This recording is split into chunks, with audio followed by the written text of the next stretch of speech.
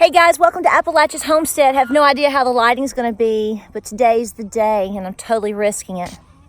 I need to risk getting these weeds out right here too, but I hope that if you're watching this video that you do actually take the time to, I don't know how long it's going to be and what all I'm about to say. I've been thinking about it all morning and I came out to the barn and we've done our barn chores and I thought we're going to do this. I will tell you, my husband does not want me to film this video. My husband is very protective and he tries to keep me well behaved. Good luck on that, sir. And he knows that by now. But he also tries to keep, harm away from me. And he knows that this is a very personal subject. And so he's doing what a good husband does and he protects his woman. But I want to talk about this because I get a lot of questions and I get I'm getting so much, how do I say this?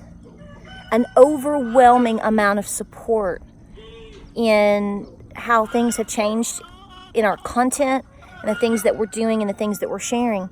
Folks, it's not necessarily a change in person. It is a willingness and an eagerness and the confidence to share more things than I would have, say, 5 years ago or 3 years ago, due to various reasons. Certain things are personal. But I get a lot of questions about, are you native? Are you an Indian? And I knew you were. And then I have people betting on, waging bets on my heritage and what all is that girl mixed up as being. So let me tell you a story. There was this little girl, young girl who was a teenager, and she was a freshman in high school. And she was a freshman in high school, was in this really hard ninth grade English class, and they had to do a speech. And she really wanted to do a really good job because, she's a people pleaser, and she's a type A personality, and she just wants to do a good job. And so she thought about, what's the conversation going to be? She thought, what am I going to say? What am I going to talk about? And for the first time in her life, she decided to openly discuss having Cherokee heritage in her family. She had always been told these things. It was a lot of private conversations, and she knew where these conversations came from, and she knew who these people were. But, as most people in society would say, she lived in white culture. Nothing wrong with that. But today, or on that day, she was going to share with her beloved classmates the fact that she was also Cherokee. And on the school bus ride there, the day that she went, she wore something special because she was going to share it with her classmates, something she had never openly done before in a public forum. And an older student came up to her and asked what she was doing.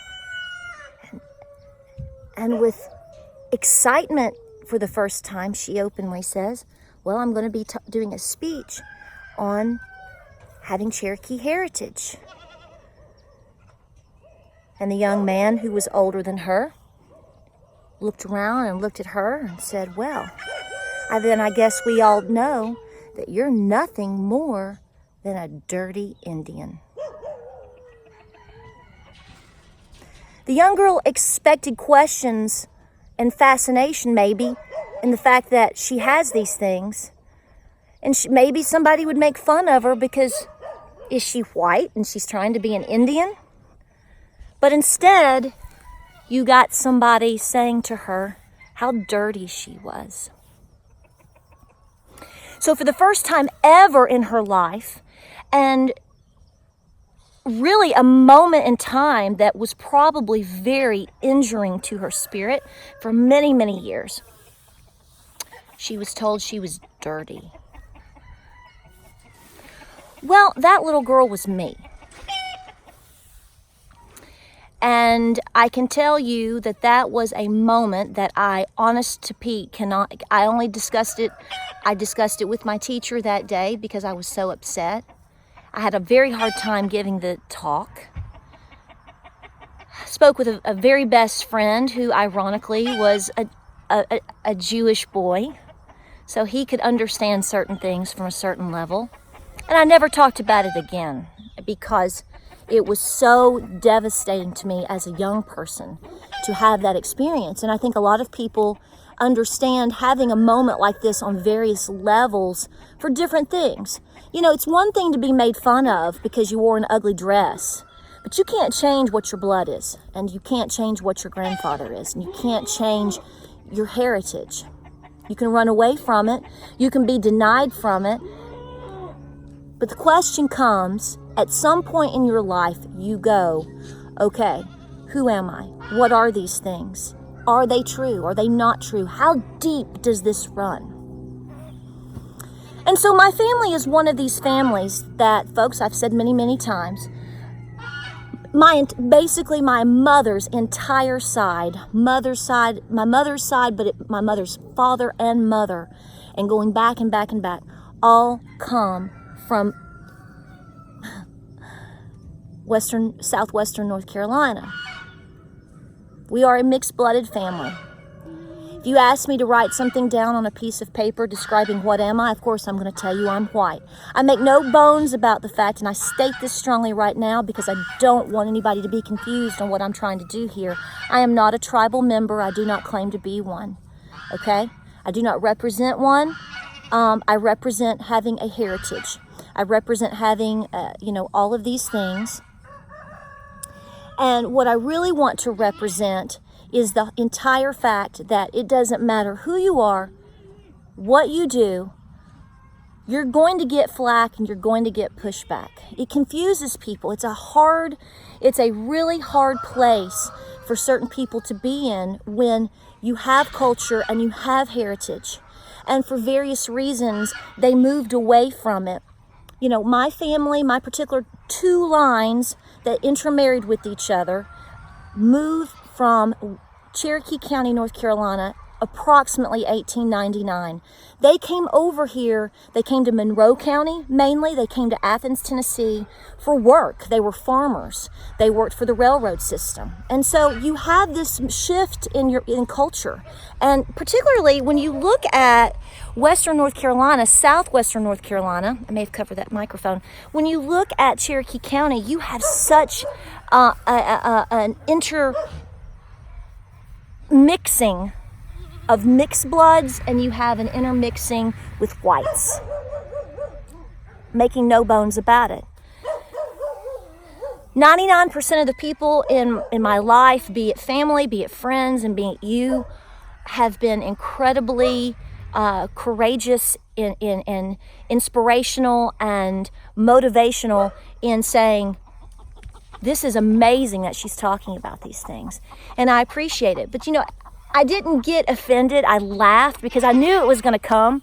Somebody asked me on a comment, and it's just a troll. It's just a troll. I know it's just a troll, and you got to ignore the haters. But the comment was, why am I not embracing my white heritage? Well, I'd say I embrace it every day. I've embraced it all of my life. Nobody's ever questioned that.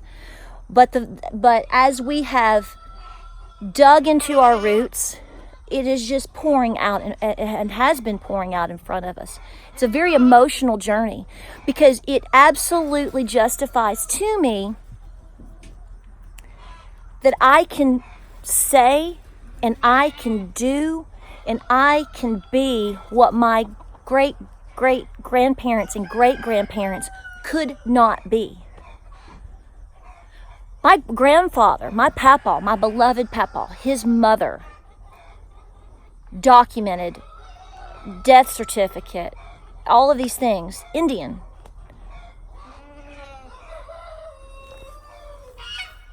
Guillaume Miller roll, Baker roll, Dawes Act, Dawes roll, Hester roll.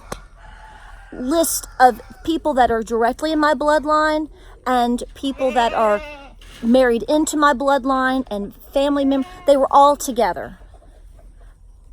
Now, I do say, and I strongly say, there is a problem with people, and this is where it gets sticky for people.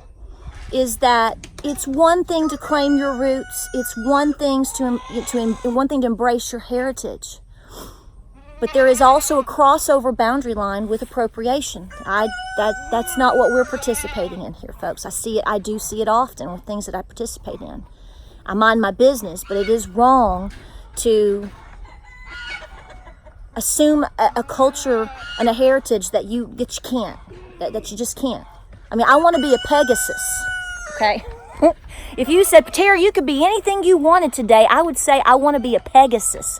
Because as a child, Lisa Frank made the most beautiful stickers of Pegasus, and they can fly, and they're beautiful and enchanting. I'm not a Pegasus, and there's not a Pegasus in my bloodline. Okay. But I'm at a point in my life where I realize, after all of the research and seeing all the documentation and seeing the acceptance and rejections, seeing the conversations, seeing all these things, it's very emotional, because what I have come to realize is, like I said, I can be what they were not. Their sacrifices, just like your ancestors, their sacrifices in many ways, I believe, depending on the circumstances, is so that they could survive and live, and that gave you an opportunity. It's very sad. I talked to Lou a lot about this. If you don't know who Lou is, she is my wonderful Cherokee language teacher. She's my elder, and I love her because she is so encouraging to me and so inspiring, and says to me all the time, Patara, it is what is in your heart. So I share all this with her, and she is, I hesitate because I don't want anyone to assume that I'm doing something or trying to be something that I'm not. You have to find out who you are. I have an easier situation here because, folks, my people are from right there, and they only moved to right here. And it's documented, and it's spoken word, yes, and there's church records and things like that. So that's what I'm trying to say is it's a sticky conversation. And I don't feel that it would be appropriate for me to say these things if I didn't have these things. And I have this tug of war with myself in talking about it sometimes because I don't want flack from either side. But then I've gotten to the point and I say, this is who I am. This is who we are. This is who my mama is. This is who my nana is. And this is who my children are. And if I'm going to tell them to embrace their roots, and if I'm going to tell them to study their ancestors, then we're going to do it all. We will embrace the white ancestry. We will embrace the native ancestry. Because that is who we are. I hope this video finds you well. I'm nervous about uploading it. I'll get over it in just a minute. I'll get over it. Because somebody has to have the courage to speak, whether they are the prissy white girl or not. That's who we are. We'll see you on the next video. Claim your roots. Your ancestors are waiting for you to tell their story and to be who they couldn't. Catch you on the next one. What are you doing? What are you doing?